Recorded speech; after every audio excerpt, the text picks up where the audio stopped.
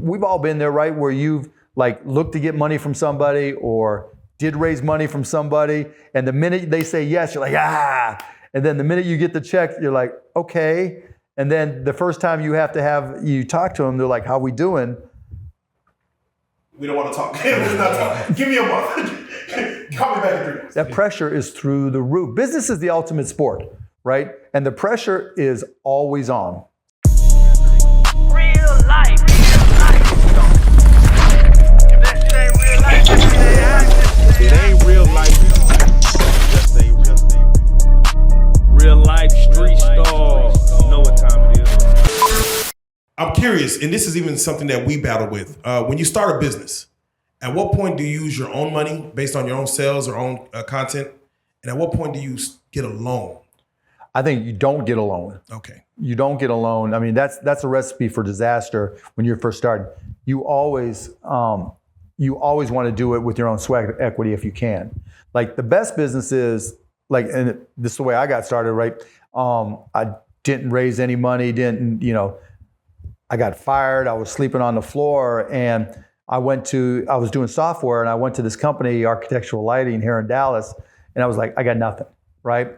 But I know somebody told me this is the software you need, right? If you put up the $500, which allowed me to buy it for $250, and I'll make $250, I'll make it work. And if I don't, I'll watch your kids, wash your floor, wash your car, wash your dog. I don't care, right? Sweep the floor. I'll make it up to you. But by working with that first customer as revenue, that helped me get started.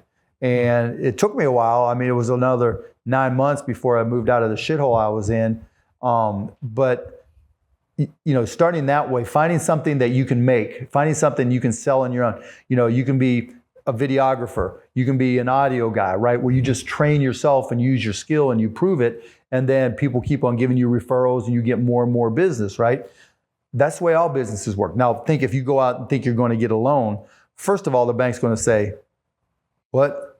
First of all. And even if you had like a house to borrow against, whatever, when you're doing it on your own and business isn't going that great, okay, you can get another job, right? You can, do like I did, go to Tom Thumb at midnight when they marked down all the chicken prices.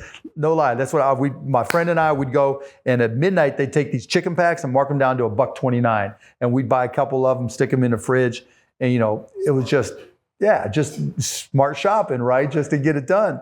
You can do those things, but when you owe money to the bank or you owe money to somebody and they want that payment every month, everything changes. Your stress levels go like this, always. You got to do it so where you can control your own destiny. It's just, people just get so caught up, it's kind of just like the attitude people have, like, if I can raise money, I'll make this work. It's probably the wrong business, right? Unless you've done it and you've got it all figured out, which is rare. When you raising capital is not an accomplishment, it's an obligation, right? The person you took money from, we've all been there, right? Where you've like looked to get money from somebody or did raise money from somebody, and the minute they say yes, you're like, ah. And then the minute you get the check, you're like, okay. And then the first time you talk to them, they're like, how we doing? We don't want to talk. Let's not talk. Give me a month. Call me back in 3 months. That pressure is through the roof. Business is the ultimate sport, right? And the pressure is always on. So what are your thoughts on GoFundMes and Kickstarters? Okay, so... I see where that's about to go.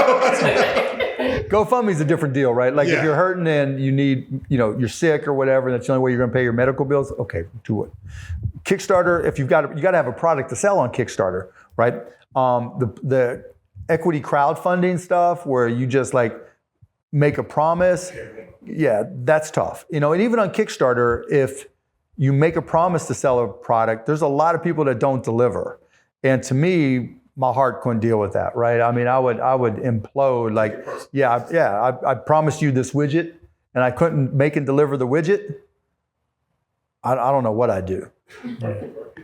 Understand.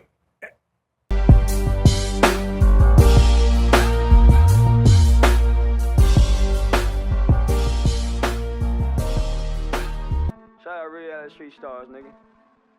Move it.